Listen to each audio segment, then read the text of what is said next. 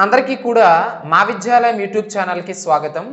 అయితే మనం ఈ యొక్క ఇండియన్ సొసైటీ సిలబస్లో భాగంగా కులము అనేటటువంటి కాన్సెప్ట్ గురించి మనం మాట్లాడుతూ ఉన్నాం. క్యాస్ట్ గురించి మనం మాట్లాడుకుంటూ ఉన్నాం. మరి యొక్క క్యాస్ట్ లేదా కులం అనేది ఏదైతే ఉంటుందో మరి దీనికి సంబంధించి మనం ఆల్రెడీ గత క్లాసుల్లో అసలు ఈ కులం అనేటటువంటి పదానికి నిర్వచనాన్ని ఏ విధంగా చెప్పారు, డెఫినేషన్స్ వివిధ రకాల వ్యక్తులు ఏమని చెప్పినారు, అసలు ఈ కులం అనేది భారతదేశంలో ఏ విధంగా ఆవిర్భవించింది, వర్ణ వ్యవస్థ నుంచి కులం అనేది ఏ విధంగా వచ్చిందని చెప్పేసి మాట్లాడుకున్నాము. ఈ కులం పైన వివిధ రకాల వ్యక్తుల యొక్క దృక్కోణాలు మనం మాట్లాడుకున్నాం. పెర్స్పెక్టివ్స్ ఆఫ్ ది క్యాస్ట్ అని చెప్పేసి చెప్తా ఉన్నాం. క్యాస్ట్ సిస్టమ్ మీద వివిధ రకాల వ్యక్తులు వారి వారి అభిప్రాయాలను వారి వారి దృక్కోణాలని వివరించడం అనేది జరిగింది. అది ఎండాలజిస్టులు కావచ్చు, యాంథ్రోపాలజిస్టులు కావచ్చు, సోషియాలజిస్టులు కావచ్చు. సో ఆ కాన్సెప్ట్ గురించి కూడా మనము ప్రత్యేకంగా మాట్లాడుకోవడం అనేది జరిగింది.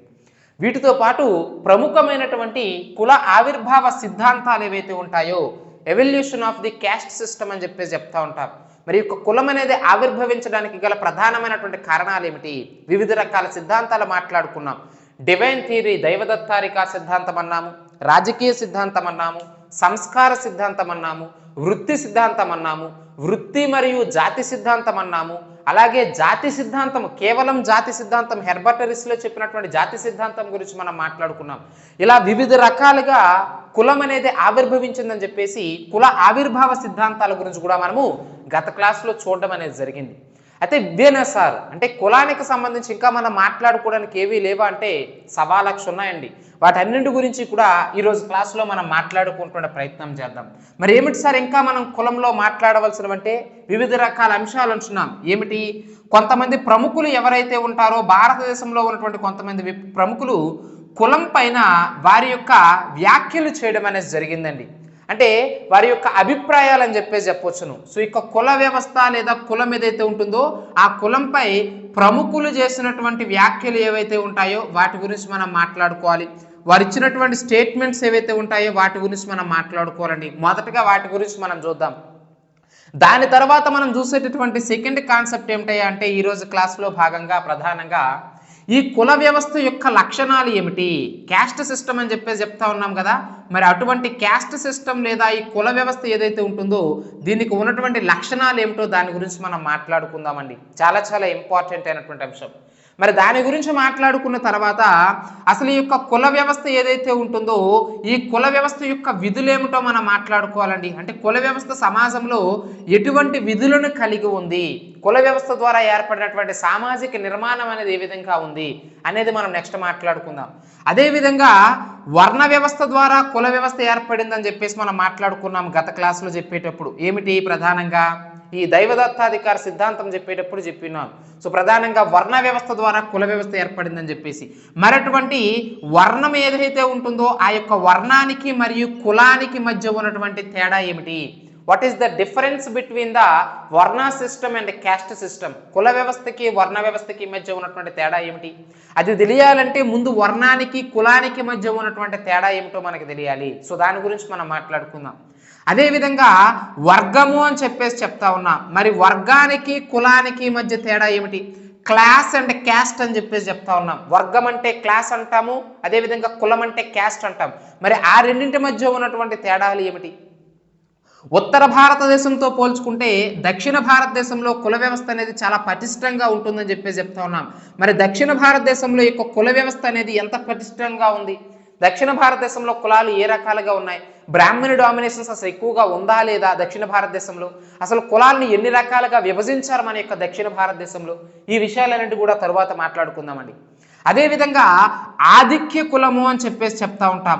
ఆధిక్య కులము అంటే డామినెంట్ క్యాస్ట్ అని చెప్పేసి చెప్తా ఉంటారు. డామినెంట్ క్యాస్ట్ ఇతర కులాల వారిని డామినేట్ చేసి సమాజంలో ఉన్నత స్థితికి ఎదిగినటువంటి క్యాస్ట్ని మనం డామినెంట్ క్యాస్ట్ లేదా ఆధిక్య కులం అంటాం. దాని గురించి మనం మాట్లాడుకుందాం. అదేవిధంగా జజ్మానీ వ్యవస్థ అని చెప్పేసి చెప్తా ఉంటామండి. జజ్మానీ వ్యవస్థ చాలా చాలా ఇంపార్టెంట్. జజ్మానీ సిస్టమ్ లేదా జజ్మానీ వ్యవస్థ అంటాం. అసలు జజ్మానీ సిస్టమ్ అంటే ఏమిటి, the Hindu way of jajmani system, the Hindu jajmani system అనే గ్రంథాన్ని రచించింది ఎవరు, అర్థమైందా లేదండి. అదేవిధంగా బీడలమేన్ ఎవరు, మాండలబామ్ ఎవరు, వీళ్ళందరి గురించి కూడా, ఆండ్రీ బిటెల్లే ఎవరు, వీళ్ళందరి గురించి కూడా మనం మాట్లాడుకోవాలండి. సో ఈరోజు క్లాస్లో మనం కులానికి సంబంధించి డిఫరెంట్ ఆస్పెక్ట్స్ గురించి మనం మాట్లాడుతూ ఉన్నాం. ఇవన్నీ కూడా చాలా important concepts and examination orient of వ్యూలో ఇంకా మనం చాలా మాట్లాడుతూ ఉన్నాయి. సంస్కృతీకరణ అని చెప్పేసి వాటన్నింటి గురించి కూడా మనం మాట్లాడతాం. సో అవసరమైనంత వరకు ఎంతవరకు అయితే ఇంతవరకు ఈరోజు మనం కంప్లీట్ చేద్దాం, మిగతాది నెక్స్ట్ క్లాస్లో కంటిన్యూ చేద్దాం, ఏం ప్రాబ్లం లేదు. టైం ఎక్కువైనా పరే మనము ఎలాబొరేట్గా మనం మాట్లాడుకుందాం. సో మొదటగా చూడాల్సింది కులంపై ప్రముఖుల యొక్క వ్యాఖ్యలు అని చెప్పేసి చెప్తా ఉన్నాము. అంటే వారి యొక్క అభిప్రాయాలు అని చెప్పేసి చెప్పవచ్చు. ఎప్పుడండి వ్యాఖ్యలు ఇస్తారు, ఎప్పుడండి స్టేట్మెంట్స్ చెప్తారు? ఏదైనా ఒక అంశం పైన కొంతమంది ప్రముఖులు వారి యొక్క స్టేట్మెంట్స్, వారి యొక్క వ్యాఖ్యలు దానిపైన ఏమిటి డెలిబరేట్గా మాట్లాడుతున్నారంటే దానికి గల కారణము వారు ఆ పర్టికులర్ అంశంపై పట్టును కలిగి ఉన్నారు, ఆ పర్టికులర్ అంశంపై అధ్యయనం చేసి ఉన్నారు, ఆ పర్టికులర్ అంశంపై 360 కోణాల్లో పరిశీలిస్తేనే స్టేట్మెంట్స్ ఇస్తాం. మనకు తెలియనటువంటి విషయాలపై ఎలా మన అభిప్రాయాలు చెప్తాం? మనం ఫేస్ చేయనటువంటి సమస్యకు మనం ఏ విధంగా సమస్యకు పరిష్కారం చూపిస్తాం? అర్థమైందా లేదండి? రేపు పొద్దున్న ఎవరో మీ యొక్క తమ్ముడు, మీ అన్నయ్య కాంపిటేటివ్ ఎగ్జామినేషన్స్కి రావాలి అంటే, అరే ఈ విధంగా ఉంటుందిరా, గ్రూప్ 2 ఎగ్జామినేషన్కి ఈ విధంగా ప్రిపేర్ అవ్వాలి, రైల్వే ఎగ్జామినేషన్కి ఈ విధంగా ప్రిపేర్ అవ్వాలి, భారతదేశంలోనే అత్యున్నతమైనటువంటి ఉద్యోగాన్ని పొందాలి అంటే, యూపీఎస్సీ క్రాక్ చేయాలి అంటే ఇంత కష్టపడాలని చెప్పేసి రేపు పొద్దున్న నువ్వు నీ యొక్క పిల్లలకి కావచ్చు, నీ బంధుమిత్రులకు కావచ్చు, నీ స్నేహితులకు కావచ్చు, నువ్వు వాళ్ళని ఒక గైడ్లా, ఒక మెంటార్లా మారాలంటే అసలు ముందు కాంపిటేటివ్ ఎగ్జామినేషన్స్లో ఉన్నటువంటి ఒడిదుడుకులు ఏమిటి, వాటిని ఏ విధంగా తట్టుకోవాలి, సమస్యలు వచ్చినా ఎలా నిలబడాలి, ఓపిక అనేది ఎంత అవసరం, ఇవన్నీ కూడా ముందు నీకు తెలియాలి. సో ఒక అంశం పైన మనం మాట్లాడే ముందు, ఒక అంశం పైన ఇతరులకు మనం స్టేట్మెంట్స్ ఇచ్చే ముందు, ఒక అంశం పైన ఇతరులకు మనం సలహాలు సూచనలు తెలియజేసే ముందు అసలు ఆ అంశంపై మనకెంత పట్టు ఉందనేది మనకి కావాలి.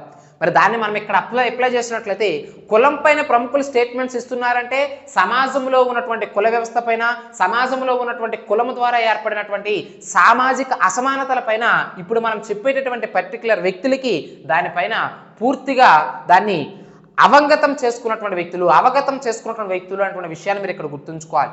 మరి ఎవరు అలాంటి వ్యక్తులు అటువంటి విషయాల గురించి మనం మాట్లాడుకున్నట్లయితే ప్రధానంగా మొట్టమొదటిగా మనం మాట్లాడవలసింది ఎవరండి? జిఎస్ గర్యే అని చెప్పేసి చెప్తా ఉన్నాం. ఇతని గురించి మనం మాట్లాడుకోవాలండి. గోవింద సదాశివ గర్యే అని చెప్పేసి చెప్తా ఉన్నాం. చాలా ఇంపార్టెంట్ అండి. మరి యొక్క గోవింద సదాశివ గర్యే ఎవరైతే ఉంటారో ఇతను ఏమంటారంటే, ఈ యొక్క హిందూ సమాజంలో కులము అదేవిధంగా బంధుత్వము, కులము మరియు బంధుత్వం అనేవి హిందూ సమాజంలో సమాంతర భావాలను కలిగి ఉంటాయని చెప్పేసి చెప్పడం జరిగిందండి. హిందూ సిస్టంలో, హిందూ మతంలో ప్రధానంగా హిందువులలో కులము మరియు బంధుత్వం అనేది సమాన భావాలను కలిగి ఉంటాయి, సమాన స్థానాన్ని కలిగి ఉంటాయని చెప్పేసి చెప్పడం జరిగింది. అంటే గోవింద సదాశివ గర్యే యొక్క అభిప్రాయం ప్రకారం మనం ఏమిటి ఇక్కడ అర్థం చేసుకోవాలి?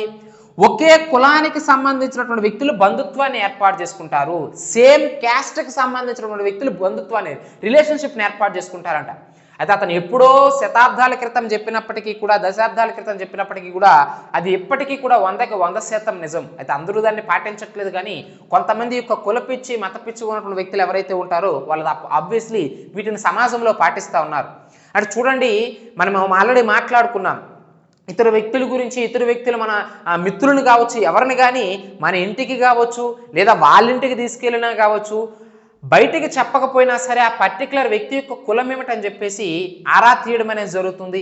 ఒకవేళ ఆ పర్టికులర్ వ్యక్తి మన కులంతో పోల్చుకుంటే తక్కువ కులం వాడని చెప్పేసి నిర్ధారించుకున్న తర్వాత అతన్ని సామాజికంగా దూషించడం అనేది జరుగుతుంది. మన ఇంట్లో ఉన్నటువంటి పెద్దలు కావచ్చు, మన గ్రామంలో ఉన్నటువంటి వివిధ రకాల వ్యక్తులు కావచ్చు. సమాజం అన్నప్పుడు అన్ని వర్గాల వారు ఉంటారు, అన్ని రకాల భావజాలాలు కలిగిన వారు ఉంటారు. ఇందులో కొంతమంది కులపిచ్చి కలిగిన వారు ఎవరైతే ఉంటారో వీరు ప్రధానంగా సమాజంలో కొన్ని వర్గాల వారిని వివక్షతతో చూడడం అనేది జరుగుతుంది. సో ఆబ్వియస్లీ అలాంటి వ్యక్తులు ఏం చేస్తారు? సేమ్ కులం అంటే వారి క్యాస్ట్కి సంబంధించిన వాళ్ళతోనే బంధుత్వం ఏర్పాటు చేసుకోవడం, వారి క్యాస్ట్కి సంబంధించిన పిల్లలతోనే వారి పిల్లల్ని స్నేహం చేసేలా చేయడం, ఆ క్యాస్ట్కి సంబంధించిన స్కూల్లోనే జాయిన్ చేయడం, ఆ క్యాస్ట్కి సంబంధించిన సొసైటీలోనే వాళ్ళు తిరగడం, ఇటువంటివి చేస్తూ ఉంటారు. సో అలా గోవింద సదాశివ గారి అదే విషయం చెప్పారు. సో హిందూ సమాజంలో కులం అనేది ఉంది, కుల వ్యవస్థ అనేది ఉంది. ఆ కులము మరియు బంధుత్వం అనేవి రెండూ కూడా సమాంతరాలు, రెండూ కూడా ఒకదానితో ఒకటి అవినాభావ సంబంధాన్ని కలిగి ఉంటాయి. అంటే ఎక్కడైతే సేమ్ క్యాస్ట్ వాళ్ళు ఉంటారో అక్కడ బంధుత్వం అనేది ఆయా క్యాస్టుల మధ్య, ఆ ఒకే క్యాస్ట్కి సంబంధించిన వ్యక్తుల మధ్య బంధుత్వం అనేది పటిష్టమవుతుందని చెప్పేసి అతను చెప్పడం అనేది జరిగింది. అర్థమైందా లేదండి? మరి అటువంటి గోవింద సదాశివ గర్యే రచించినటువంటి రచనలు ఏవైతే ఉంటాయి చాలా ఇంపార్టెంట్ అండి. ఇతను ప్రధానంగా క్యాస్ట్ రేస్ ఇన్ ఇండియా అనేటటువంటి గ్రంథాన్ని రచిస్తాడండి. అదేవిధంగా క్యాస్ట్ క్లాస్ అండ్ ఆక్యుపేషన్ అని చెప్పేసి చెప్తా ఉన్నాం. క్యాస్ట్ క్లాస్ అండ్ ఆక్యుపేషన్ అటువంటి గ్రంథాన్ని రచించాడండి. అదేవిధంగా social tensions in India, social tensions in India, ఈ గ్రంథాలన్నీ ఎవరివండి? జిఎస్ గరియే, గోవింద సదాశివ గరియే యొక్క రచనలు. క్యాస్ట్ రేస్ ఇన్ ఇండియా అంటున్నాం, క్యాస్ట్ క్లాస్ ఆక్యుపేషన్ అంటున్నాము, అదేవిధంగా సోషల్ టెన్షన్స్ ఇన్ ఇండియా అంటున్నాం. ఈ అన్ని గ్రంథాల ద్వారా భారతదేశ సామాజిక వ్యవస్థని, భారతదేశంలో ఉన్న కుల వ్యవస్థని విస్తరించినటువంటి వ్యక్తి, విపులంగా విశదీకరించినటువంటి వ్యక్తి ఎవరయ్యా అంటే భారతదేశ సమాజ శాస్త్ర పితామహుడిగా పేరుగాంచినటువంటి గోవింద సదాశివ గరియే. అంటే తను రచించినటువంటి ఈ గ్రంథాలను కనుక మనం చదివితే భారతదేశంలో సమాజ వ్యవస్థ ఏ విధంగా, సామాజిక నిర్మాణం ఏ విధంగా జరిగింది, భారతదేశంలో కుల పుట్టిక ఏ విధంగా జరిగింది, కుల వ్యవస్థ వలన సమాజంలో అవాంతరాలు ఏ విధంగా ఏర్పడ్డాయి అనేది మనకి కళ్ళకి కట్టినట్టు ఇక్కడ ఇతని యొక్క రచనల ద్వారా మనకి తెలుస్తూ ఉంది అనే విషయాన్ని గుర్తుంచుకోవాలండి. అర్థమైందా లేదా? అదేవిధంగా ఆండ్రీ బిటెల్లే అని చెప్పేసి చెప్తా ఉన్నామండి. ఆండ్రీ బిటెల్లే చాలా చాలా ఇంపార్టెంట్ అండి. మరి ఆండ్రీ బిటెల్లే ఏం చెప్పాడంటే కులం పైన, కుల వ్యవస్థ పైన తను చెప్పినటువంటి ప్రధానమైనటువంటి తన యొక్క అభిప్రాయాలు ఏమిటంటే, కుల వ్యవస్థ ఏదైతే ఉంటుందో ఈ కుల వ్యవస్థ అనేది ఇతను ఒక గ్రంథాన్ని రాస్తాడండి. Caste the old and new అని చెప్పేసి చాలా చాలా ఇంపార్టెంట్. ఆండ్రీ బిటెల్లే యొక్క రచన చాలా చాలా ఇంపార్టెంట్ అండి. అవసరమైనప్పుడల్లా ఇంపార్టెంట్ రచనలు చెప్తా ఉన్నాను. చాలామంది అభ్యర్థులు నాకు కామెంట్స్ కూడా చేస్తూ ఉన్నారు, వాటి గురించి నేను మాట్లాడదాం అనుకున్నాను. ఏమంటున్నారంటే, సార్ సొసైటీలో కొత్త సిలబస్ ఇది, చాలామంది డిఫరెంట్ వ్యక్తులు వస్తున్నారు, వారికి సంబంధించిన పుస్తకాలు వస్తున్నాయంటే కరెక్ట్గా మనము గుర్తుంచుకోవాలి, ఉద్యోగం రావాలి అనేటువంటి భావజాలంతో చదివితే తప్పనిసరిగా గుర్తుంటాయండి. అంత రాకెట్ సైన్స్ ఏమీ కాదు వీటిని గుర్తుంచుకోవడం. మీరు రాయాల్సింది అక్కడ మీరు గోవింద సదాశివ గరియే రాసినటువంటి పుస్తకాలు ఏమిటి, వాటి అన్నింటినీ కూడా ఒక ఆర్డర్ వైజ్ రాయండి అని చెప్పేసి మిమ్మల్ని ఏమి ఎస్సే రాయమండండి. గోవింద సదాశివ గరియే రచించినటువంటి రచనలు ఏమిటి, లేదా అతని రచనలో ఈ రచన కానిది ఏమిటి అనేది మీరు అక్కడ 4 ఆప్షన్స్లో గుర్తుపెట్టుకుంటే చాలు. సో కాబట్టి సింగిల్ రీడింగ్ ఇవ్వండి, క్లాస్ వినండి, ఎగ్జామినేషన్కి వెళ్లే ముందు రివిజన్ చేయండి. So this is the 3 term policy. So దీన్ని కనుక అవలంబిస్తే తప్పనిసరిగా ఎగ్జామినేషన్లో గుర్తుంటాయి. అర్థమైందా లేదండి? సో సొసైటీ సిలబస్ అనేది ఎక్కువ మార్కులు సంపాదించవచ్చు. తప్పనిసరిగా ఈ యొక్క కాన్సెప్ట్లన్నీ కూడా చాలా సులభంగా ఉంటాయి కాబట్టి జాగ్రత్తగా అర్థం చేసుకోండి. సో కాబట్టి ఆండ్రీ బిటెల్లే అనేటువంటి ఏం చేశాడంటే ఇతను the cast old and new, అంటే క్యాస్ట్ అనేది పాత కాలంలో ఏ విధంగా ఉండేది, అంటే అంతకు ముందు కాలంలో ఏ విధంగా ఉండేది, ప్రస్తుత ఆధునిక కాలం మోడర్న్ ఎరాలో ఏ విధంగా ఉందనేది ఈ ఆండ్రీ బిటెల్లే అనేటువంటి వ్యక్తి యొక్క గ్రంథం ద్వారా వివరించాడండి. సో ఇతను గ్రంథం ద్వారా ఏమని చెప్పాడంటే, ఈ పాత కాలంలో అంటే పూర్వకాలంలో కుల వ్యవస్థ ద్వారా విద్య అనేది అందరికీ అందేది కాదు. బ్రాహ్మిన్స్ డామినేషన్ అనేది చాలా ఎక్కువగా ఉండేది. సో బ్రాహ్మిన్స్ డామినేషన్ ఎప్పుడైతే ఎక్కువగా ఉండేదో కేవలం విద్య అనేది వాళ్ళకి మాత్రమే పరిమితమైంది. సో దీనివల్ల సమాజంలో వెనుకబడినటువంటి వర్గాల వారు, సమాజంలో అస్పృశ్యత అంటరానితనానికి గురైన వారు ఎవరైతే ఉంటారో, నిమ్న కులాల వారు ఎవరైతే ఉంటారో, సో వీళ్ళెవరూ కూడా అణగారిన వర్గాల వారు ఎవరైతే ఉంటారో వీళ్ళెవరూ కూడా విద్యను పొందలేకపోయారు అని చెప్పేసి ఆండ్రీ బిటెల్లే దాని యొక్క caste and old and new, the cast old and new అనే గ్రంథాన్ని పొందుపరచాడండి.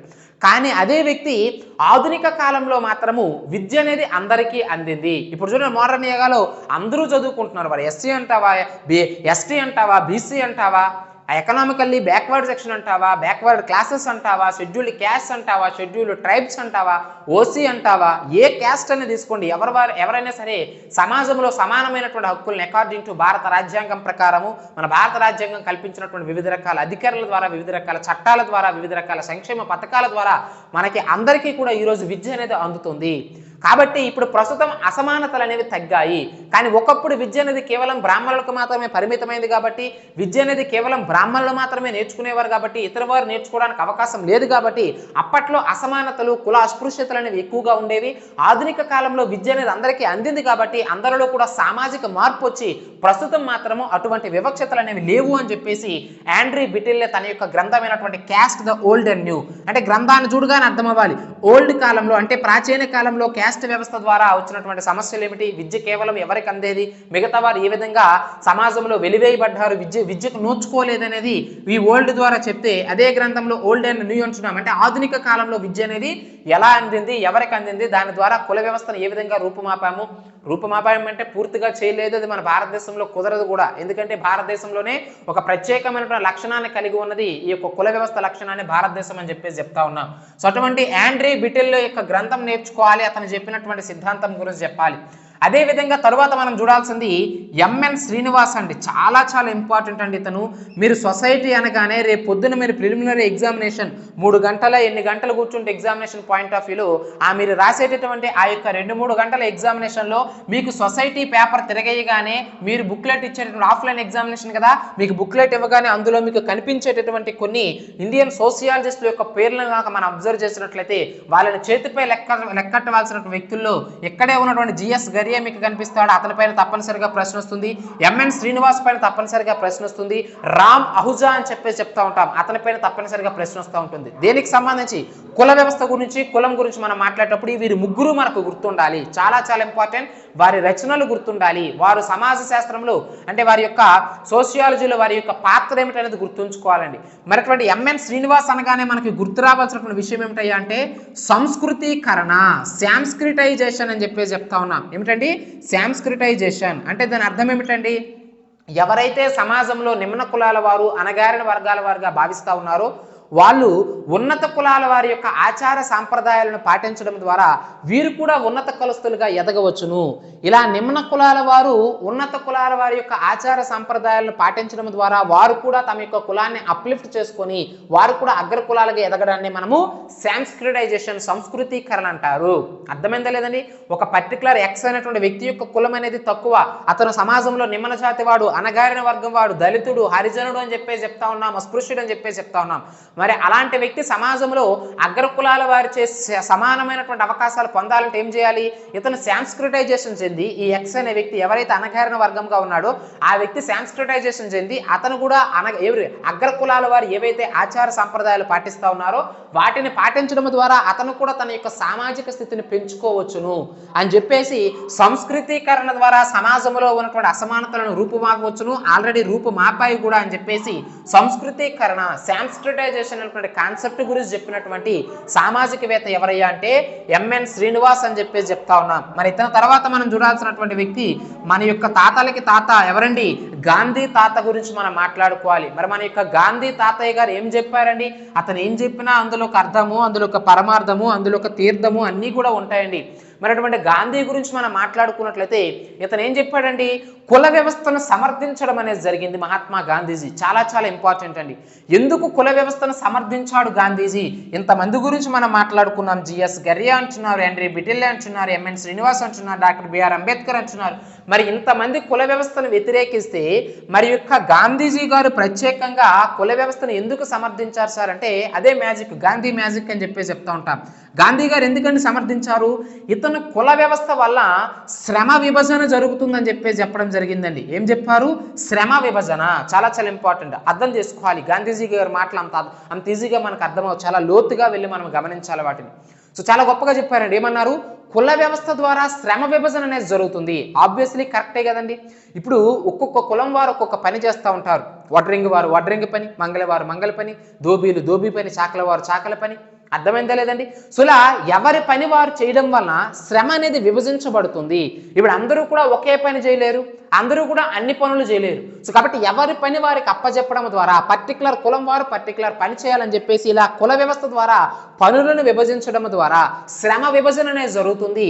తద్వారా ఆర్థికాభివృద్ధి అనేది జరుగుతుందని చెప్పేసి చెప్పడం జరిగిందండి గాంధీజీ. అర్థమవుతుందా లేదా? So economic growth, economic development కావాలంటే ఆబ్వియస్లీ కుల వ్యవస్థ అనేది కావాలి. ఎందుకంటే కుల వ్యవస్థ అనేది శ్రమ విభజన చేస్తా ఉంది అని చెప్పేసి గాంధీజీ చెప్పడం అనేది జరిగింది. ఆబ్వియస్లీ కరెక్ట్ ఇది. అర్థమైందా లేదా? నిన్ను ఒక్కరినే ఒక రోజు కూర్చుని పెట్టి నిన్ను ఒక అగరబత్తి తయారు చేయమని, ఒక అప్పడం తయారు చేయమని, ఒక అద్దాన్ని తయారు చేయమని, ఒక బోర్డును తయారు చేయమని, ఒక మార్కర్ను తయారు చేయమని, ఒక షర్ట్ను తయారు చేయమని అంటే ఏమి తయారు చేస్తావు? ఏమీ కూడా తయారు చేయలేవు. కానీ ఎవరి వృత్తి వారు అంటే ఒక్కొక్క రకమైనటువంటి వృత్తిలో ఆయా వృత్తుల్లో నైపుణ్యం సాధించినటువంటి వ్యక్తుల్ని, ఒక్కొక్క క్యాస్ట్కి సంబంధించిన వ్యక్తులను అందరినీ కూడా తీసుకొచ్చి అగరబత్తులు తయారు చేసిన వ్యక్తిని అగరబత్తి తయారు చేయమని, బోర్డులు తయారు చేసేటువంటి వడ్రంగి వ్యక్తిని బోర్డు తయారు చేయమని చెప్పేసి, మార్కర్ తయారు చేసిన మార్కర్ని తయారు చెప్పేసి, పద్మశాలీలు ఎవరైతే ఉంటారో ఆ పద్మశాలీని తీసుకొచ్చి షర్ట్ తయారు చేయమని చెప్పేసి, బ్రాహ్మణులు తీసుకొచ్చి ఆకులు కొట్టమని చెప్పేసి, ఇలా ఒక్కొక్క రకం వ్యక్తులకు ఒక్కొక్క పని అప్ చెప్తే ఆబ్వియస్లీ సాయంత్రం అయ్యేసరికి వాళ్ళను ఒక ఆకు కొట్టమంటే 2 ఆకులు కుట్టి తీసుకొస్తారు బ్రాహ్మణులు, ఒక షర్ట్ కుట్టించమంటే 2 షర్ట్లు కుట్టి తీసుకొస్తారు పద్మశాలీలు, ఒక బోర్డు తయారు చేయమంటే 2 బోర్డులు తయారు చేస్తారు వడ్రంగి వారు. అర్థమైందా లేదని నేను చెప్పిన విషయము. అంటే ఇలా కుల వ్యవస్థ ద్వారా శ్రమ విభజన జరిగింది, శ్రమ విభజన ద్వారా ఆర్థికాభివృద్ధి జరిగిందని చెప్పేసి గాంధీ చెప్తూ, గాంధీజీ ఇంకొక విషయాన్ని వ్యతిరేకిస్తారు. ఏమిటి? నేను కుల వ్యవస్థ ద్వారా శ్రమ విభజన జరగడాన్ని సమర్థిస్తున్నాను, కానీ ఏ కుల వ్యవస్థ అయితే అంటరానితనాన్ని, అస్పృశ్యతను ఏమిటి మోటివేట్ చేస్తూ ఉందో, ఏదైతే సమర్థిస్తూ ఉందో అటువంటి కుల వ్యవస్థను నేను ససేమిరా అంగీకరించనని చెప్పేసి గాంధీ చెప్తాడు. అంటే అంటరానితనము, అస్పృశ్యత లేనటువంటి కుల వ్యవస్థ మనకి కావాలి. ఎందుకంటే అలాంటి కుల వ్యవస్థలో శ్రమ విభజన ఉంటుంది, ఆర్థికాభివృద్ధికి శ్రమ విభజన కావాలి. కాబట్టి అలాంటి కుల వ్యవస్థను ఒప్పుకుంటాను తప్పితే ఈ యొక్క అంటరానితనము, అస్పృశ్యత, అన్టచబిలిటీని తీసుకొస్తానంటే అలాంటి కుల వ్యవస్థ మనకు వద్దు. ఎందుకంటే ప్రాచీన కాలంలో ఎక్కడా కూడా, వేద సాహిత్యంలో ఎక్కడా కూడా కుల వ్యవస్థ అనేది లేదు. ఇది మనం ఆపాదించుకున్నటువంటి ఒక వైరస్ లాంటిదని చెప్పేసి గాంధీజీ దాన్ని వ్యతిరేకించడం అనేది జరిగింది. అంతేకాదు ఈ హిందూ మతంలో కుల వ్యవస్థ అనేది ప్రధానంగా హిందూ మతంలో ఉందని చెప్పేసి చెప్తా ఉన్నాం కదా. ఈ హిందూ మతంలో ఉన్నటువంటి కుల వ్యవస్థ ద్వారా ఎవరైతే అంటరానితనము, అస్పృశ్యతను పాటిస్తూ ఉంటారో మరి అలాంటి వారు అటువైపు దేవునికి, ఇటువైపు మానవులకి ఇద్దరికి కూడా మోసం చేస్తున్నారని చెప్పేసి గాంధీ చెప్పడం అనేది జరిగింది. ఎగ్జామినేషన్లో అడుగుతూ ఉంటారండి. ఏమిటి ఎగ్జామినేషన్లో అడిగేటటువంటి ప్రశ్న? ఈ క్రింది వారిలో ఏ వ్యక్తి హిందూ మతంలో ఉన్నటువంటి కుల వ్యవస్థ ద్వారా వచ్చినటువంటి అంటరానితన, అస్పృశ్యత ద్వారా దేవునికి, మానవులకి మోసం చేసినట్లు అవుతుంది ఈ యొక్క కుల వ్యవస్థ అని చెప్పేసి స్టేట్మెంట్ ఇచ్చినటువంటి వ్యక్తి ఎవరయ్యా అంటే మన యొక్క గాంధీజీ అని చెప్పేసి చెప్తా ఉన్నాం. చాలా చాలా ఇంపార్టెంట్ అండి. సో కాబట్టి శ్రమ విభజన ద్వారా ఆర్థికాభివృద్ధి జరుగుతుందని ఎవరైనా చెప్తే గాంధీజీ అనాలి. మరి అటువంటి కుల వ్యవస్థ అనేది అన్టచబిలిటీ, అస్పృశ్యతల ద్వారా మానవులకి, దేవునికి ఇద్దరికి మోసం చేస్తుందని చెప్పినటువంటి గాంధీజీ అంటున్నాం. అంతేకాదండి, మాటల ద్వారా చెప్పడమే కాదు, గాంధీజీ చేతలతో చూపిస్తాడు. అదే తన యొక్క స్పెషాలిటీ. 1920s అంటరానితనం, అస్పృశ్యతకు వ్యతిరేకంగా ఏమిటండి ఆమరణ నిరాహార దీక్ష చేశారు. గాంధీజీకి ఏదైనా నచ్చలేదంటే తన దగ్గర ఉన్నటువంటి ఏకైక ఆయుధం ఏమిటంటే సరైన ప్లేస్ చూసుకుంటారు, అక్కడ వెళ్ళి కూర్చుని పోతారు. ఇంకా తినేది లేదు, ఏమీ లేదు. ఇంకా ఒకటే రూలు, అశాంతి, అదేవిధంగా సహనాన్ని కలిగి ఉండడము, అశాంతియుత మార్గంలో, శాంతియుత మార్గంలో వెళ్ళడము. అంటే అశాంతిని ఎప్పుడు కూడా ఒప్పుకోరు గాంధీజీ. అర్థమైంది లేదండి. అందుకే ఒక చెంపపై కొడితే ఇంకొక చెంప చూపిస్తూ ఉంటారు. అదేవిధంగా ఎవరైనా మాటల ద్వారా వినలేదంటే వారితో చేతలతో చెప్పారండి గాంధీజీ. తానేం చేస్తారు, తాను సైలెంట్ అయిపోయి ఎక్కడో దగ్గరికి వెళ్ళి ఆమరణ నిరాహార దీక్ష చేయడం అనేది జరుగుతుంది. సో ఏ విషయాన్నైనా తీసుకోండి, భారతదేశానికి స్వాతంత్రం వచ్చిన తర్వాత కూడా పాకిస్తాన్ విభజన జరిగిన తర్వాత విభజన చట్టం ప్రకారం వారికి ఇన్ని కోట్లు ఇవ్వాలని చెప్తే మన వాళ్ళు ఎందుకయ్యా, వాళ్ళు ముస్లిం మతం అని చెప్పేసి, ఇస్లాం మతం అని చెప్పేసి వాళ్ళు ప్రత్యేకంగా మనల్ని మోసం చేసి వెళ్ళిపోయారు. మరి అలాంటి వారికి ఎంత చెప్పినా వాళ్ళు వినకుండా ప్రత్యేక దేశంగా ఏర్పడ్డారు. అలాంటి వారికి మనం ఎందుకు ఇవ్వాలి అంటే లేదు అది చట్టంలో ఉంది, తప్పనిసరిగా వాళ్ళకి ఆ డబ్బులు ఇచ్చి తీరాలి అని చెప్పేసి మరలా ఆమరణ నిరాహార దీక్ష. సో కాబట్టి గాంధీజీ ఏదనుకుంటే అది జరగాలి, లేదంటే ఆమరణ నిరాహార దీక్ష. ఆమరణ నిరాహార దీక్ష అంటే అన్న పానీయాలు కూడా తీసుకోరు. ఒకవేళ పొరపాటున ఏమైనా జరిగితే సో చాలా అనర్థాలకు దారితీస్తుంది. భారతదేశానికి స్వాతంత్రం తీసుకొచ్చినటువంటి గాంధీ మరి అలాంటి వ్యక్తికి ఏదైనా జరిగితే మన భారతదేశం మొత్తము కూడా తల్లకిందులు అయిపోతుంది. కాబట్టి అతను ఆమరణ నిరాహార దీక్ష చేశారంటే అతను దేని కోసం చేస్తారో తెలుసుకోండి అబ్బాయి, దాన్ని వెంటనే పరిష్కరించండి, లేదంటే అతను ఆమరణ నిరాహార దీక్ష విరమింపజేయరు, అతను అంత పట్టుదల కలిగి ఉన్న వ్యక్తి అని చెప్పేసి ఆ రోజుల్లో చెప్పేవారు. అర్థమైందా లేదా? సో ఆమరణ నిరాహార దీక్షలకు అప్పట్లో ఆ విధంగా ఉండేది. ఇప్పుడు ఏమిటి, సహనాన్ని కోల్పోయి మనం రోడ్లు ఎక్కుతా ఉన్నాం. సో ఆబ్వియస్లీ ఇప్పుడున్న ప్రభుత్వానికి ఈనాటి తీరికే అలానే ఉండాలి. కానీ ఒకప్పుడు పరిస్థితులు అలా ఉండేవి, ఇప్పుడు పరిస్థితులు ఈ విధంగా ఉన్నాయనే విషయాన్ని మీరు ఇక్కడ గుర్తుంచుకోవాలి. సో ఏది ఏమైనప్పటికీ 1920లో 21 రోజులు ఆమరణ నిరాహార దీక్ష చేశారండి గాంధీజీ. దేనికి వ్యతిరేకంగా? ఈ యొక్క అంటరానితనం, అస్పృశ్యతకు వ్యతిరేకంగా. అంతేకాదు హరిజన సేవక్ సంఘ్ అనేటటువంటి సంస్థను స్థాపించారండి గాంధీజీ. ఏమిటి? హరిజన సేవక్ సంఘ్ అని చెప్పేసి చెప్తా ఉన్నాము. ఏమిటి హరిజన సేవక్ సంఘ్? అసలు హరిజనులు అంటే ఎవరు? ఎవరైతే అంటరాని వారు, అస్పృశ్యులు అని చెప్పేసి సమాజంలో భావిస్తూ ఉన్నారో వారే హరిజనులు అని చెప్పేసి గాంధీ చెప్పినారు. హరిజనులు అంటే ఏమిటి? దేవుని బిడ్డలు, అంటే దైవ ప్రసాదమే, ఆ దేవుని యొక్క బిడ్డలే హరిజనులు. మరి అలాంటి వారిని మీరు సమాజం నుంచి ఎలా వెలివేస్తారు, ఎలా అంటరానితనం, అస్పృశ్యతను వారి పేరు పాటిస్తారని చెప్పేసి గాంధీజీ యొక్క సంఘం ద్వారా వారి కోసం ప్రత్యేక సంఘాన్ని, హరిజన్ అనేటువంటి ప్రత్యేకమైనటువంటి పత్రికను కూడా ఆయన స్థాపించి వారి యొక్క హక్కుల కోసం పోరాడడం అనేది జరిగింది గాంధీజీ. అర్థమైందా లేదండి? సో అది మనకి ప్రధానంగా గాంధీజీకి సంబంధించి కుల వ్యవస్థపై అతను ఇచ్చినటువంటి స్టేట్మెంట్స్, వ్యాఖ్యలు అని చెప్పేసి చెప్తా ఉన్నాము. అదేవిధంగా మనం చూడాల్సినటువంటి యంగ్ అండ్ డైనమిక్ అంటే అప్పట్లో యంగ్ అండ్ డైనమిక్ అతను ఎవరు? డాక్టర్ బిఆర్ అంబేద్కర్ గురించి మనం మాట్లాడుకోవాలి. కుల వ్యవస్థ అనగానే అంబేద్కర్ గురించి మాట్లాడుకోకుండా మనం వెళ్ళాము అంటే భారతదేశం గురించి చెప్పేటప్పుడు భారతదేశ స్వాతంత్ర సమరయోధుల గురించి చెప్పకుండా వెళ్ళినట్లు అవుతుంది. అర్థమైందా లేదండి? సో కాబట్టి చాలా చాలా ఇంపార్టెంట్ అయినటువంటి అంశం డాక్టర్ బిఆర్ అంబేద్కర్. మరి అలాంటి వ్యక్తి మీకు ఆబ్వియస్లీ తెలుసు, నిమ్న కులాల వారికి ఆరాధ్య దైవంగా పూజించబడినటువంటి డాక్టర్ డాక్టర్ బిఆర్ అంబేద్కర్ ఎవరైతే ఉంటారో అతను ప్రధానంగా నాసిక్ ఉద్యమం చేశారండి. ప్రధానంగా అంటే దళితులకి దేవాలయాల్లోనికి ప్రవేశం కల్పించాలని చెప్పేసి నాసిక్ ఉద్యమం చేశారు. మహర్ చెరువులు సత్యాగ్రహం చేశారు. ఎందుకంటే ఈ తక్కువ కులాల వారు ఎవరైతే సమాజంలో అంటరానితనానికి గురయ్యారో, నిమ్న కులాల వారు ఎవరైతే ఉంటారో వాళ్ళని ఈ బ్రాహ్మణులు ఎవరైతే ఉంటారో వారి యొక్క చెరువుల్లో నీళ్లు తాగనిచ్చేవారు కాదు. దొంగతనం ఎంత దౌర్భాగ్యకరమైనటువంటి పరిస్థితులు అంటే అప్పట్లో ఆ దాహం తీర్చుకోవడానికి పగలు వెళ్తేనేమో చెరువుల్లోనికి రానిచ్చేవారు కాదు. ఒకవేళ ఎవరికి తెలియకుండా కళ్ళు గప్పి పగటిపూట ఆ యొక్క చెరువులో ఉన్నటువంటి నీటిని తీసుకెళ్లి తాగితే తీసుకువెళ్ళిపోయి దొరకకపోతే పర్లేదు, ఒకవేళ నీరు తీసుకెళ్తుండగా దొరికారంటే బ్రాహ్మణులు చావబాదేవారు ఈ యొక్క నిమ్న కులాల వారిని. సో దానికి వ్యతిరేకంగా ఈ యొక్క పంచభూతాలు ఏవైతే ఉంటాయో అందరికీ కూడా సమానమా, నింగి నేల గాలి నిప్పు నీరు ఏవైతే ఉంటాయో ఇవన్నీ కూడా అందరికీ సమానమయ్యా, మీకేంటి మాకేంటి. సో కాబట్టి ఈ చెరువులో ఉన్నటువంటి నీరు అందరూ ఉపయోగించుకోవచ్చు అని చెప్పేసి బ్రాహ్మిన్స్కి వ్యతిరేకంగా ఈ యొక్క మహర్ చెరువుల సత్యాగ్రహము, డాక్టర్ బిఆర్ అంబేద్కర్ యొక్క కులం మహర్ కాబట్టి వారి కులస్తుల పట్ల వ్యతిరేకత జరిగింది కాబట్టి ఆ మహర్ చెరువుల సత్యాగ్రహం జరిపి ఆ చెరువుల్లో ఉన్నటువంటి నీరుని అందరూ కూడా ఉపయోగించుకునేలా బ్రాహ్మణులకి కంగు తినేలా సమాధానం చెప్పాడు మహర్ చెరువుల ద్వారా, మహర్ చెరువుల సత్యాగ్రహం ద్వారా. నాసిక్ ఉద్యమం ద్వారా ఆ నిమ్న కులాల వారిని దేవాలయాల్లోనికి ప్రవేశనిచ్చేవారు కాదు. పవిత్రత అపవిత్రత అంట. పవిత్రత అంటే ఉన్నత కులాల వారు వెళ్ళి దేవాలయాల్లో పూజా పునస్కారాలు చేయవచ్చు, తీర్థ ప్రసాదాలు స్వీకరించవచ్చును. అదే నిమ్న జాతి వారు దేవాలయాల్లోనికి ప్రవేశిస్తే దాన్ని అపవిత్రత అంటారంటే. ఇలాంటి పవిత్రత అపవిత్రత శుచి అశుచి ఇలాంటి ఎన్నో రకాల మనం మాట్లాడతాం. ఇగోండి కుల వ్యవస్థ లక్షణాలు అన్నాం కదా, నెక్స్ట్ అదే కాన్సెప్ట్ గురించి మనం మాట్లాడతాం. అందులో ఉన్నటువంటి లక్షణాలు ఏమిటి, క్యాస్ట్ సిస్టంలో ఉన్న లక్షణాల గురించి మనం చాలా విపులంగా మాట్లాడుకోవడం అనేది జరుగుతుంది. సో ఏది ఏమైనప్పటికీ మహర్ చెరువుల సత్యాగ్రహం, నాసిక్ ఉద్యమం లాంటి వివిధ రకాల ఉద్యమాలు చేసి డాక్టర్ బిఆర్ అంబేద్కర్ నిమ్న కులాల వారి యొక్క హక్కుల కోసం పోరాడడం అనేది జరిగింది. మరి అతను ఆ కులంపై ఇచ్చినటువంటి డెఫినేషన్ ఏమిటి, అతను తన అభిప్రాయాన్ని ఏ విధంగా తెలియజేశారంటే అసలు హిందూ మతం విశ్వమతంగా వ్యాప్తి చెందదని చెప్పినారండి డాక్టర్ బిఆర్ అంబేద్కర్. హిందూ మతం అనేది విశ్వమతంగా వ్యాప్తి చెందదు. ఎందుకు వ్యాప్తి చెందదు, మీరు ఇలా హిందూ మతంలో కుల వ్యవస్థ అని చెప్పేసి పెట్టి ఇతర మతాల వారిని ఎవరిని కూడా, ఇతర వర్గాల వారిని ఎవరిని కూడా మీ యొక్క హిందూ మతంలోనికి రానివ్వకుండా బ్రాహ్మిన్స్ డామినేట్ చేస్తూ ఉంటే, ఈ యొక్క అసమానతలు కుల అసమానతలను తీసుకొస్తూ ఉంటే ఇతర మతాల వారు మన మతంలోనికి రావాలి అంటే ఇది అడ్డుకట్టగా ఉంటుంది ఈ యొక్క కుల వ్యవస్థ. సో కాబట్టి ఎన్నాళ్ళైతే కుల వ్యవస్థ అనేది హిందూ మతంలో ఉంటుందో అప్పటి వరకు కూడా హిందూ మతం అనేది అసలు విశ్వమతంగా వ్యాప్తి చెందదు. విశ్వమతం అంటే ఏమిటండి, అందరూ కూడా ఆచరించే మతంగా అది కొనసాగాలంటే అది అందరికీ కూడా ఆమోదయోగ్యంగా ఉండాలి, చాలా సులభతరం అవ్వాలి అందులోనికి ప్రవేశించడం. ఇప్పుడు చూడండి, బౌద్ధులు అనేటప్పుడు యాక్చువల్గా భారతదేశంలో బౌద్ధ మతం పుట్టింది. గౌతమ బుద్ధుడు, వర్ధమాన మహావీరుడు ఇండియన్ హిస్టరీలో మనం మాట్లాడుకుంటాం వాటి గురించి సెపరేట్గా, జైనిజం బౌద్ధిజం అని చెప్పేసి. మరి అలా మన భారతదేశంలో పుట్టినటువంటి మతాలని, ఈ బౌద్ధ మతాన్ని చైనాలో most of the population majority మతం అక్కడ ఏమిటయ్యా అంటే బౌద్ధులు అని చెప్పేసి చెప్తా ఉన్నాం. అక్కడనే కాదు, మీరు జపాన్ చూడండి, మలేషియా చూడండి, కాంబోడియా చూడండి, ఇలా ఎన్నో దేశాలలో బౌద్ధ మతం అనేది చాలా విస్తృతంగా వెలుగొందింది.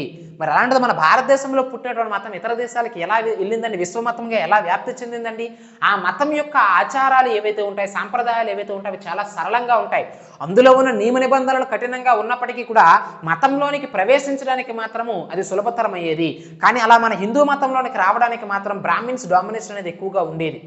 ఇతర కులాల వారిని మన యొక్క హిందూ మతంలోనికి రావడం, తక్కువ కులాల వారిని రావడం, అంటే ఇతర మతాలకు సంబంధించి వారు మన మతంలోనికి ప్రవేశించడానికి బ్రాహ్మణులు నిరాకరించేవారు. ఇలా ఉంటే అది విశ్వమతంగా ఎప్పటికీ వ్యాప్తి చెందదు. మన మతాన్ని మనమే ఏం చేస్తూ ఉన్నాము, సో దాన్ని కించపరుస్తున్నాము, దాని యొక్క స్థానాన్ని తగ్గిస్తున్నామని చెప్పేసి డాక్టర్ బిఆర్ అంబేద్కర్ వాపోయారు.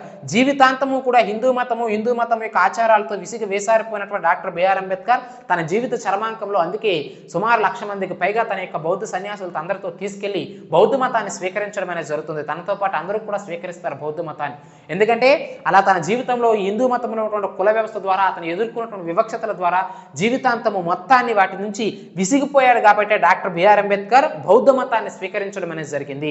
సో కాబట్టి డాక్టర్ బిఆర్ అంబేద్కర్ చనిపోయే సమయానికి ఏ మతాన్ని స్వీకరించారయ్యా అంటే బౌద్ధ మతాన్ని స్వీకరించారన్నటువంటి విషయాన్ని మీరు ఇక్కడ గుర్తుంచుకోవాలి. మరి అటువంటి డాక్టర్ బిఆర్ అంబేద్కర్ ఎవరైతే ఉంటారో మరి అతను ఈ యొక్క కులం పైన అతను చేసినటువంటి స్టేట్మెంట్స్ ఏవైతే ఉంటాయో అవి ఇప్పటికీ కూడా సజీవంగా ఉన్నాయి. అతనే కాదు, వివిధ రకాల ప్రాంతాల్లో నేను చెప్పినాను ఏమిటి, జ్యోతిబా పూలే కావచ్చు, శ్రీ నారాయణ గురు కావచ్చు, ఏమండి ఇవి రామస్వామి నాయకర్ తమిళనాడు ప్రాంతం కావచ్చు, ఇప్పుడు మనం చెప్తున్నటువంటి డాక్టర్ బిఆర్ అంబేద్కర్ కావచ్చు, వీళ్ళందరూ కూడా కుల వ్యవస్థకి వ్యతిరేకంగా, బ్రాహ్మణ ఆధిపత్యానికి వ్యతిరేకంగా పోరాడినటువంటి వ్యక్తులు అనుకున్న విషయాన్ని మీరు ఇక్కడ గుర్తుంచుకోవాలి. అర్థమైందా లేదండి? సో ఈ విధంగా కులం పైన ప్రముఖులు చేసినటువంటి స్టేట్మెంట్స్ అంటున్నాం. కాబట్టి జిఎస్ గరియే, గోవింద సదాశివ గరియే, ఆండ్రీ బిటెల్లే, అదేవిధంగా ఎంఎన్ శ్రీనివాస్, అదేవిధంగా ఎవరండి డాక్టర్ బిఆర్ అంబేద్కర్, గాంధీజీ ఎవరైతే ఉంటారో వీళ్ళ గురించి మనం ప్రధానంగా గుర్తుంచుకోవాలండి. అర్థమవుతుందా లేదా? సో దీని తర్వాత మనం చూడాల్సింది కుల వ్యవస్థ యొక్క లక్షణాలు అని చెప్పేసి చెప్తా ఉన్నాం. సో వాటి గురించి మనం మాట్లాడుకుందామండి. అసలు కుల వ్యవస్థకు ఉన్న లక్షణాలు ఏమిటి, ఒక్కొక్క పాయింట్ గురించి రాస్తాను, జాగ్రత్తగా అబ్జర్వ్ చేయాలి.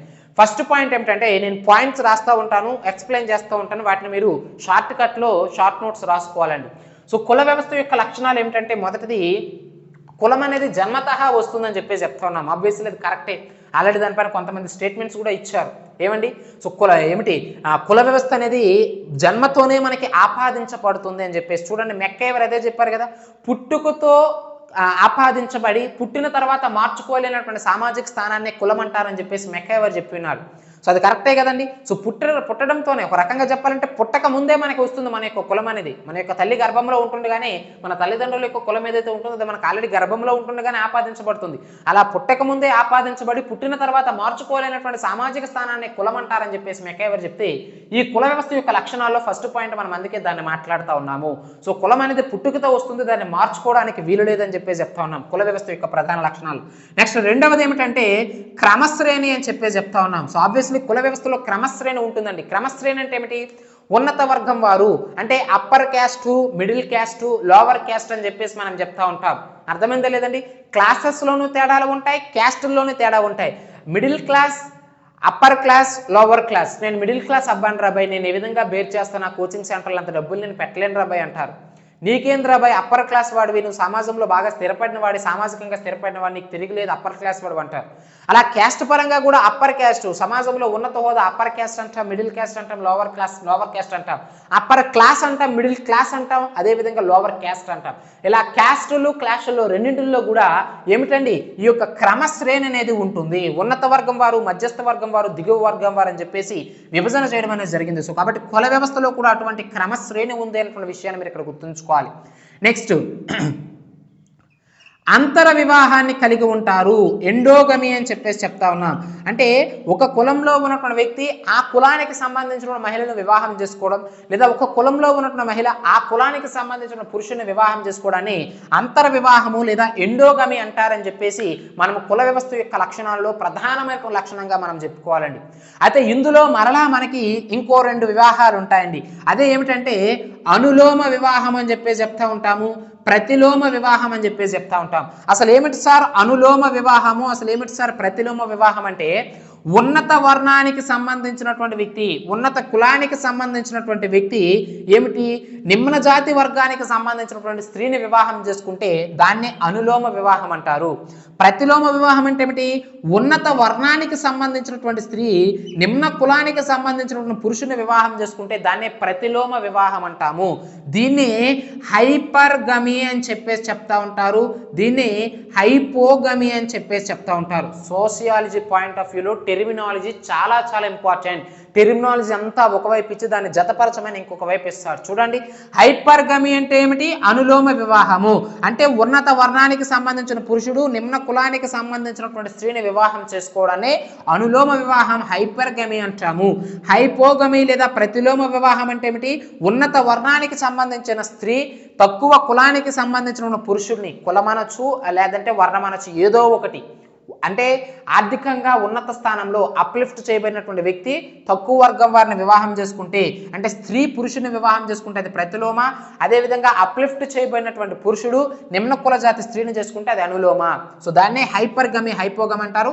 అంతర వివాహం అంటే ఒకే కుల సమూహంలో ఉన్నటువంటి ఇద్దరు వ్యక్తులు వివాహం చేసుకోవడాన్ని ఎండోగమి అంతర వివాహము అని చెప్పేసి చెప్తా ఉంటాం. చాలా చాలా ఇంపార్టెంట్ అండి. ఫర్ ఎగ్జాంపుల్ అనులోమ వివాహం అంటున్నాం. అనులోమ వివాహం అంటే ఏమిటి, ఉన్నత వర్ణానికి సంబంధించినటువంటి పురుషుడు నిమ్న వర్ణానికి సంబంధించినటువంటి స్త్రీని వివాహం చేసుకోవడము. అంటే దాని అర్థం ఏమిటి, బ్రాహ్మణ పురుషుడు క్షత్రియ కన్యని వివాహం చేసుకోవడం, క్షత్రియ పురుషుడు వైశ్య లేదా శూద్ర వర్ణానికి సంబంధించిన స్త్రీని వివాహం చేసుకోవడం, లేదా మనకి ప్రధానంగా వైశ్యులకు సంబంధించిన పురుషుడు శూద్ర వర్ణానికి సంబంధించిన మహిళను పెళ్లి చేసుకోవడం. అర్థమైందా లేదని ఇక్కడ చెప్పిన అంశము వరుసగా బ్రాహ్మణ క్షత్రియ వైశ్య శూద్ర అంటున్నాం. అంటే సమాజంలో ఉన్నత స్థానంలో ఉన్నవారు ఎవరు, బ్రాహ్మణులు. అంటే ఆ బ్రాహ్మణుడు యొక్క పురుషుడు ఎవరైతే ఉంటారో ఆ బ్రాహ్మణ వర్గానికి సంబంధించిన పురుషుడు ఎవరు, క్షత్రియ కన్యని వివాహం చేసుకోవచ్చు. అర్థమైందా లేదా? క్షత్రియ పురుషుడు మరలా వైశ్య శూద్రుల యొక్క పిల్లలను వివాహం చేసుకోవచ్చు. అర్థమైందా లేదండి? కానీ మీరు ఇక్కడ అబ్జర్వ్ చేయాల్సింది ఏమిటి, వీటిని మనము అనులోమ వివాహం అంటున్నాం. అంటే ఉన్నత వర్ణానికి సంబంధించిన పురుషుడు నిమ్న వర్గం అంటే వారితో పోల్చుకుంటే నిమ్న వర్గానికి సంబంధించిన స్త్రీతో వివాహం జరుగుతుంది. ఒకవేళ నిమ్న వర్ణానికి సంబంధించిన పురుషుడు లేదా స్త్రీ ఉన్నత వర్గానికి సంబంధించిన పురుషుడు లేదా స్త్రీని వివాహం చేసుకుంటే దాన్నే ప్రతిలోమ వివాహము. అంటే ఒక స్త్రీ అనేటటువంటి మహిళ తక్కువ వర్ణానికి సంబంధించి లేదా నిమ్న కులంగా పరిగణించబడినటువంటి స్త్రీ ఏమిటి క్షత్రియ కన్యని వివాహం చేసుకోవడం లేదా క్షత్రియ స్త్రీ అయినటువంటి స్త్రీని మన యొక్క వైశ్య పురుషుడు వివాహం చేసుకోవడం అలాంటివి జరగవు. అర్థమైంది లేదంటే ప్రతిలోమ వివాహాలు అనేవి కుల వ్యవస్థలో ఉండవు. అంటే ఎప్పుడు కూడా ఉన్నత వర్ణంలో ఉన్నటువంటి పురుషుడు నిమ్న కులంలో ఉన్నటువంటి స్త్రీని వివాహం చేసుకుంటాడు. ఇది మాత్రమే ఉంటుంది కుల వ్యవస్థలో. అంటే అనులోమ వివాహానికి హైపర్గమిక్ అవకాశం ఉంది, ఆబ్వియస్లీ అంతర్ వివాహానికి ఎండోగమిక్ అవకాశం ఉంది. కానీ కుల వ్యవస్థ యొక్క లక్షణాల్లో కుల వ్యవస్థలో అవకాశం లేనటువంటిది ఏమిటంటే ప్రతిలోమ వివాహము. అంటే స్త్రీ అప్పర్ క్యాస్ట్లో లేదా అప్పర్ క్లాస్లో ఉండి నిమ్న వర్గానికి సంబంధించిన పురుషుని వివాహం చేసుకోవడం అనేది ససేమిరా జరగదు ఎక్కడ కుల వ్యవస్థలో. ఆ విషయాన్ని మీరు ఇక్కడ గుర్తుంచుకోవాలి. అర్థమైందా లేదండి? చాలా చాలా ఇంపార్టెంట్. అదేవిధంగా ఈ కుల వ్యవస్థ యొక్క లక్షణాల్లో 3 పాయింట్లు చెప్పిన నా నెక్స్ట్ 4 ఏంటి, ఆహార నియమ నిబంధనలు అనేవి ఉంటాయండి. చాలా చాలా ఇంపార్టెంట్. బ్రాహ్మిన్స్ చూడండి మనలాగా ఏది నచ్చితే అది తినరు. బయట జంక్ ఫుడ్ అని చెప్పేసి, ఫాస్ట్ ఫుడ్ అని చెప్పేసి, ఆ ఫుడ్ అని చెప్పేసి, ఈ ఫుడ్ అని చెప్పేసి, నాన్ వెజ్ అని చెప్పేసి, హోటల్స్కి వెళ్ళి మెనూ తీసుకుని వాళ్ళకి నచ్చిన బిర్యానీ ఆర్డర్ అవ్వడం చెప్పేసి ఇలాంటివి ఏమీ కూడా అటువంటి కార్యకలాపాలు చేయరండి. అయితే ఆబ్వియస్లీ కొంతమంది ఉంటారు, అంటే మా మిత్రుల్లో కూడా ఉండేవాడు మా కాలేజ్ బస్సులో. అంటే బ్రాహ్మణ వర్గానికి సంబంధించిన వాడే కానీ ఇంట్లో తెలియకుండా మాతో పాటు నాన్ వెజ్ తినేసేవాడు. ఇలాంటి క్యాండిడేట్స్ ఉంటే మనం ఏం చేయలేము. కానీ బేసికల్గా బ్రాహ్మిన్స్ అనేవారు నాన్ వెజ్ అనేవారు ముట్టరండి. సో ఆబ్వియస్లీ నెయ్యితో తింటూ ఉంటారు, నెయ్యి పప్పు తింటూ ఉంటారు. సో వాళ్ళకంటూ కొన్ని నియమ నిబంధనలే ఉంటాయి, కొన్ని రూల్స్ అండ్ రెగ్యులేషన్స్ పాటిస్తూ ఉంటారు బ్రాహ్మిన్స్ అనేవారు. సో కాబట్టి వారు తప్పనిసరిగా ఆహార నియమాలకి కట్టుబడి ఉండాలి కూడా. So according to Brahmin mythology ప్రకారం, బ్రాహ్మణుల యొక్క పురాణాల ప్రకారము బ్రాహ్మిన్స్కి సంబంధించి కొన్ని కట్టుబాట్లు నియమ నిబంధనలు ఉన్నాయి కాబట్టి తప్పనిసరిగా వారు ఆహార నియమ నిబంధనలు పాటిస్తారు. దేని ద్వారా? క్యాస్ట్ సిస్టమ్, ఈ కుల వ్యవస్థ ద్వారానే అసలు కుల వ్యవస్థ ఆవిర్భవించడానికి వారు రచించిన గ్రంథాలు బ్రాహ్మణుల యొక్క డామినేషన్ ప్రధాన కారణం కాబట్టి ఆబ్వియస్లీ వారు ఆహార నియమాలను పాటించడం అనేది జరుగుతుంది. అర్థమైందా లేదండి? నెక్స్ట్ మనం చూడాల్సింది శుచి మరియు అశుచి అని చెప్పేసి చెప్తా ఉన్నాం. ఏమిటి శుచి అశుచి అంటే, బేసిక్గా శుచి అంటే ఏమిటంటే బ్రాహ్మణులు వండినటువంటి పదార్థాలను ఇతర వర్గాల వారు తింటే, ఇతర కులాల వారు తింటే దాన్ని శుచి అంటాం. అశుచి అంటే ఏమిటి, ఇతర వర్గాల వారికి సంబంధించి అంటే నిమ్న కులాల వారు ఉన్నటువంటి ఆహార పదార్థాలని బ్రాహ్మణులు అనేవారు స్వీకరించకూడదు. అలా స్వీకరిస్తే దాన్ని అశుచి అని చెప్పేసి చెప్తా ఉంటారు. అర్థమైందా లేదండి? మీరు చూడండి, ఏదైనా సరే చాలా పవిత్రంగా భావిస్తూ ఉంటారు బ్రాహ్మణులు వండేటటువంటి పదార్థాలు. ఫర్ ఎగ్జాంపుల్ సత్యనారాయణ వ్రతం చేసేటప్పుడు ఆ యొక్క ప్రసాదం ఏదైతే ఉంటుందో, వైట్ కలర్ ప్రసాదం ఉంటుంది కదా, మీరు ఏ నూకతో చేస్తారో నాకు తెలియదు, మీ మహిళలు క్లాస్ చూస్తున్నటువంటి మీరే చెప్పాలి, స్త్రీలు ఎవరైతే ఉంటారు. సో ప్రసాదాన్ని చాలా కళ్ళకద్దుకుని మరి తింటూ ఉంటాం. సో అలా ఏదైనా సరే బ్రాహ్మణులు వండినటువంటి ఒక పదార్థం ఏదైతే ఉంటుందో దాన్ని కళ్ళకద్దుకొని తింటాం, దానికి చాలా రెస్పెక్ట్ ఇస్తాం. దేవాలయాల్లో తయారైనటువంటి పదార్థాలు కూడా, తిరుపతి లడ్డీకి ఎంత ఇంపార్టెన్స్ ఇస్తామండి, అన్నవరం ప్రసాదానికి బ్లాక్ కలర్లో ఉంటుంది, ఎంత ఇంపార్టెన్స్ ఇస్తామండి, అయ్యప్ప స్వామి ఒక డబ్బాలో ప్రసాదం ఇస్తారు, ఎంత అద్భుతంగా ఉంటుందండి.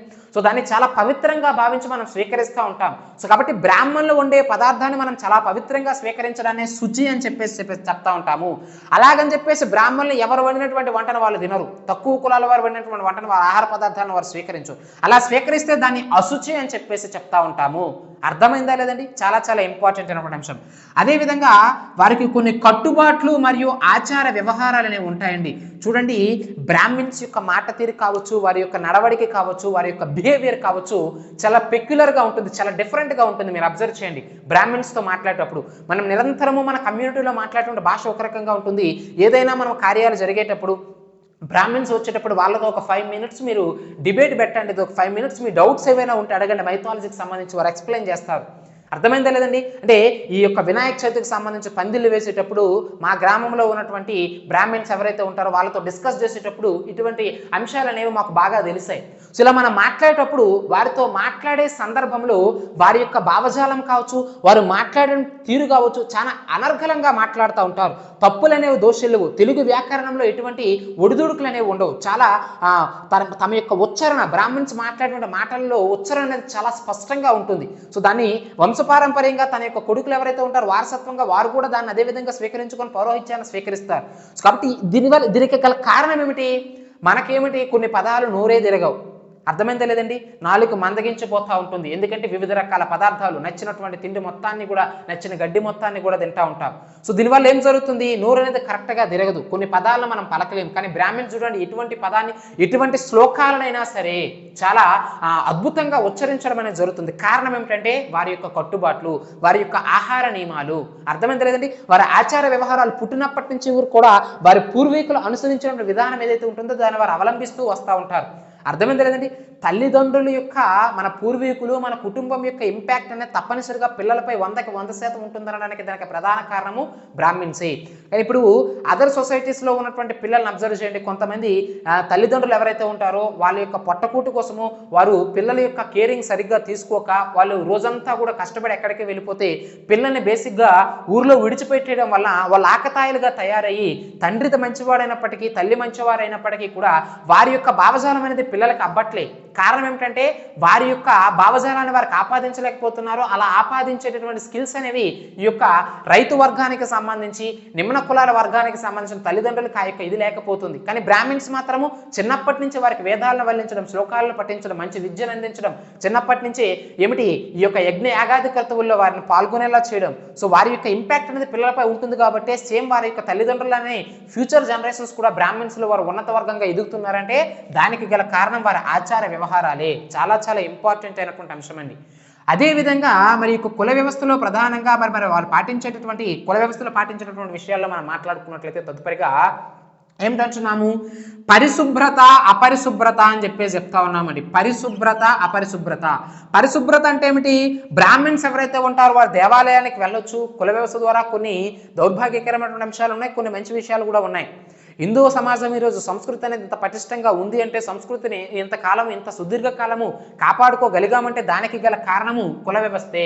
దాని గురించి మనం మాట్లాడదాం. ఇదిగోండి ఇక్కడ రాశాను కదా, ఏంది దక్షిణ భారతదేశంలో కుల వ్యవస్థ లేదా కుల వ్యవస్థ యొక్క విధానాల గురించి నెక్స్ట్ మనం మాట్లాడేటప్పుడు దాని విధుల గురించి చెప్పేటప్పుడు నెక్స్ట్ క్లాస్ దాని గురించి ఎక్స్ప్లెయిన్ చేస్తాను. కానీ ఇక్కడ పరిశుభ్రత, అపరిశుభ్రత అంటున్నాం.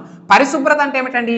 బ్రాహ్మిన్స్ అనేవారు దేవాలయాల్లోనికి వెళ్ళవచ్చు, శుభకార్యాలు నిర్వహించవచ్చు, దైవ కార్యక్రమాలు నిర్వహించవచ్చు, అర్థమైందా లేదండి? కర్మకాండాలు నిర్వహించవచ్చు, అన్నీ కూడా చేయవచ్చు బ్రాహ్మిన్స్.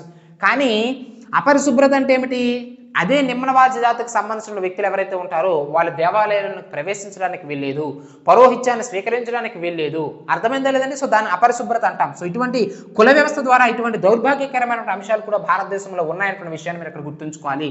అదేవిధంగా ఇప్పుడే చెప్పినాను ఏమిటి? కర్మకాండలు అని చెప్పేసి చాలా చాలా ఇంపార్టెంట్ అండి. ఇది మనకి కర్మకాండలు తెలుసుకోవాలి, బేసిక్ పాయింట్స్ ఇవన్నీ కూడా. కర్మకాండలు ఎవరు నిర్వహిస్తారండి? ఆబ్వియస్లీ బ్రాహ్మిన్సే. కర్మకాండలు అంటే తెలుసు కదా, ఒక వ్యక్తి చనిపోయిన తర్వాత తన యొక్క ఆత్మక శాంతి చేకూరాలని చెప్పేసి చేసేటటువంటి ప్రక్రియ ఏదైతే ఉంటుందో దాన్నే కర్మకాండ అంటాం.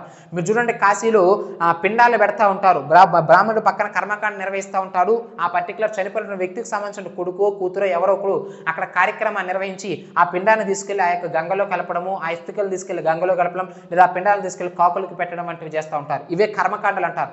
అయితే ఆ కర్మకాండలు నిర్వహించేది ఎవరు? బ్రాహ్మిన్స్ మాత్రమే. అది కూడా ఎవరు నిర్వహించాలి? ద్విజులు. ఇది రాసుకోండి పాయింట్, చాలా చాలా ఇంపార్టెంట్. ద్విజులు అని చెప్పేసి చెప్తా ఉన్నాం. ద్విజులు అంటే ఎవరండి? 2 జన్మలను పొందిన వారినే ద్విజులు అని చెప్పేసి చెప్తా ఉంటారు. 2 జన్మలు అంటున్నాం. ఏమిటండి 2 జన్మలు? 2 బర్త్స్ ఏమిటి? బ్రాహ్మిన్స్కే ద్విజులు అని చెప్పేసి పిలుస్తూ ఉంటారు. ఎలా బ్రాహ్మిన్స్ ద్విజులు అయ్యారంటే, ద్విజులు మాత్రమే ఎందుకు కర్మకాండలు నిర్వహిస్తున్నారంటే వాళ్ళకి 2 జన్మలు ఎలా వచ్చి అంటున్నాం? పుట్టుకతో ఒక జన్మ, ఆబ్వియస్లీ పుట్టారు కాబట్టి ఒక జన్మ ఇస్తారు. నెక్స్ట్ బ్రాహ్మిన్స్లో ప్రతి ఒక్కరు కూడా ఒక వయసు వచ్చిన తర్వాత, బ్రాహ్మిన్స్ అనే కాదు, బ్రాహ్మణులు కావచ్చు, వైశ్యులు కావచ్చు, శూద్రులు కాదండి, బ్రాహ్మణులు కావచ్చు, క్షత్రియులు కావచ్చు, వైశ్యులు కావచ్చు. సో 4 చాతుర్వర్ణాల్లో 4వ వర్ణమైనటువంటి శూద్రులు తెప్పించి మిగతా వైశ్య, క్షత్రియ, బ్రాహ్మిన్స్ ఎవరైతే ఉంటారో వీళ్ళకు ఒక పర్టికులర్ వయసు వచ్చిన తర్వాత పిల్లలకి ఉపనయనం చేస్తూ ఉంటారు. గాయత్రీదేవి మంత్రోపదేశంతో బ్రహ్మ జ్ఞానాన్ని పొందడం అనేది జరుగుతుంది. సో ఎప్పుడైతే ఉపనయనం జరుగుతుందో ఆ ఉపనయనం జరిగిన తర్వాత వాళ్ళు 2వ జన్మ ఎత్తిన వాళ్ళు అవుతారు. సో కాబట్టి బ్రాహ్మణులకు మాత్రమే 2వ జన్మ ఉంటుందని చెప్పేసి కుల వ్యవస్థలో ఉన్నటువంటి లక్షణాలు అండి ఇవన్నీ కూడా. సో కాబట్టి ద్విజులు మాత్రమే కర్మకాండలు నిర్వహించాలి. ద్విజులు అంటే బ్రాహ్మణులు మాత్రమే, కాబట్టి బ్రాహ్మణుడే కర్మకాండలు నిర్వహించాలి. అయితే ఆ బ్రాహ్మణులు ఎవరైతే ఉంటారో వాళ్ళు ద్విజులుగా ఎలా మారారు అంటే ఉపనయనం ద్వారా, పుట్టడం ద్వారా మొదటి జన్మ పొందితే ఉపనయనం ద్వారా. మీరు చూడండి జంజం వేస్తూ ఉంటారు ఉపనయనం అంటే. మీరు చూడండి, మీరు వైశ్యస్లో కామెంట్లలో మీరు అబ్జర్వ్ చేస్తున్న ఈ యొక్క జంజం అనేది ఉంటుంది.